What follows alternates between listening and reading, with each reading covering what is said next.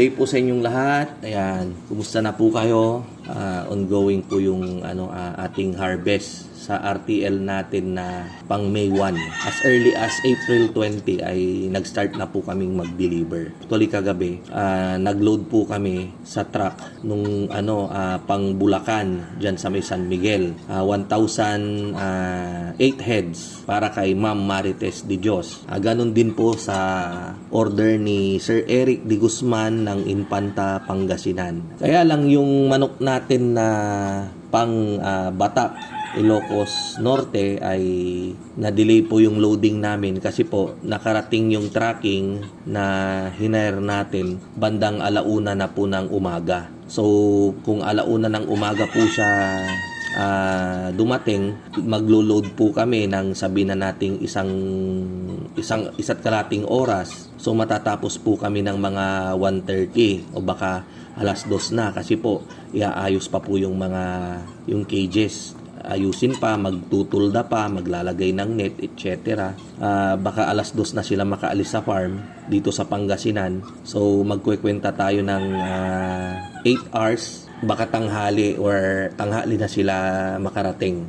Ayan, so kako, i-hold na lang, wag na nating kargahan kasi si Kateri ay galing din siya meron siyang dinalhan ng manok, and then from Bataan umuwi siya ng Pampanga at saka nagpunta naman sa atin, kaya pala siya natagalan sa biyahe. Although okay lang naman yung tanghaling dadating, ganyan. Kung titignan natin, yung manok natin na dinadala dyan sa may Leyte ni Sir Enon Danyas ay talagang 4 na araw po siya sa biyahe. Araw-gabi po yan na tumatakbo po yung truck.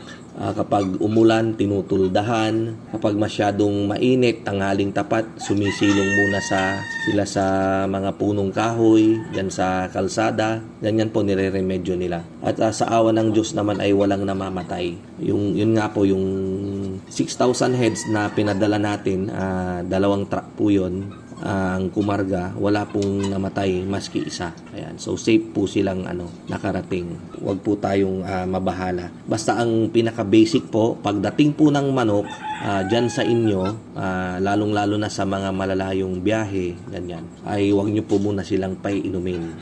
At least mga 1 hour muna, magpahinga muna sila.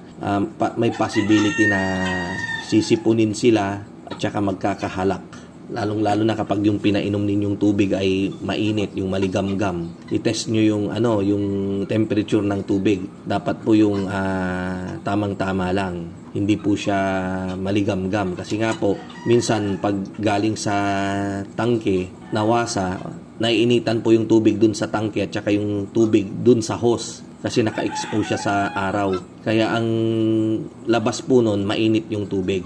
So, dapat kailangang obserbahan po natin. Hindi po ganon. Dapat yung nakaka-refresh yung temperature ng tubig.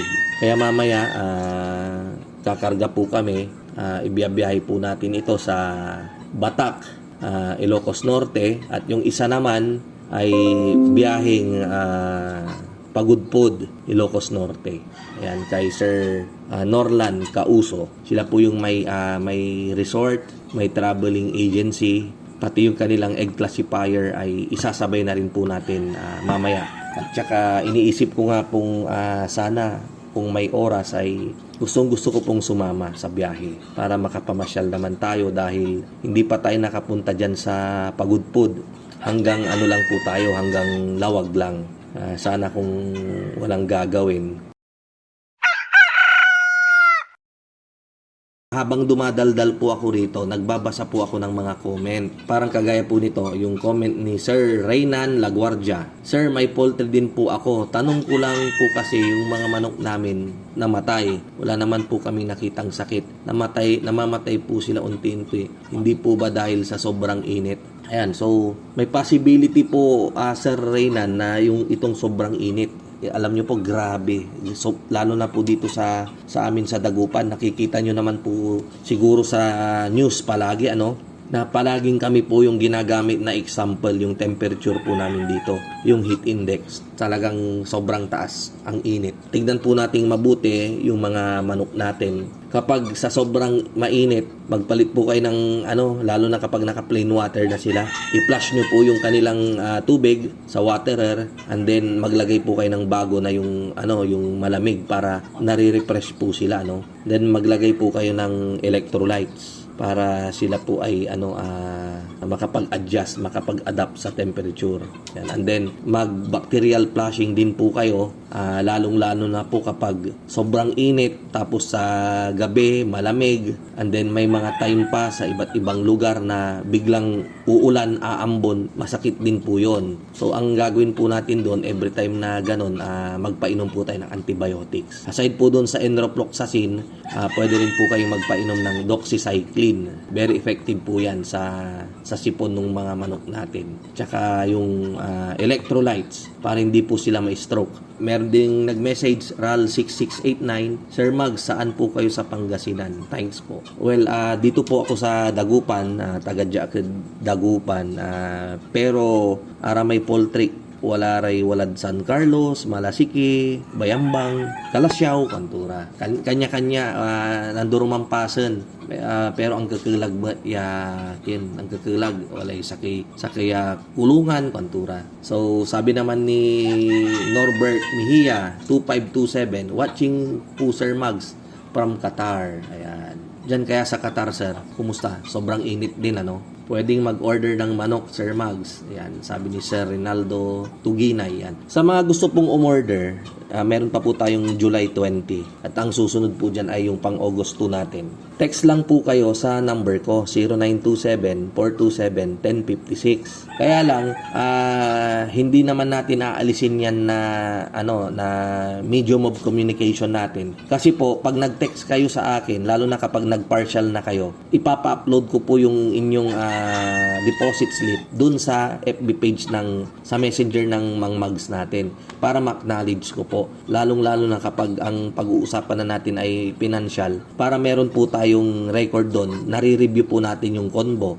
nalalaman po natin kung magkano na yung na-down ninyo, kung ilang heads po yung order ninyo, kung may kasama ba siyang battery cages, feeds, etc. etc. Pero kapag inquire at mabilis, dito po tayo sa cellphone ko. Meron na rin po tayong number na binili, cellphone, at ipopost ko rin po yan, yung bagong number natin.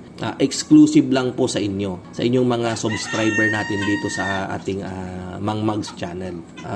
May nag-comment dito, may pagkakaiba daw yung brown eggs sa white eggs. Yan. So, ano pong masasabi nyo? I-comment nyo lang po dyan. Sabi nung isa rito, Precious Flores, Panggalatok ka bro, on Pangasinanak.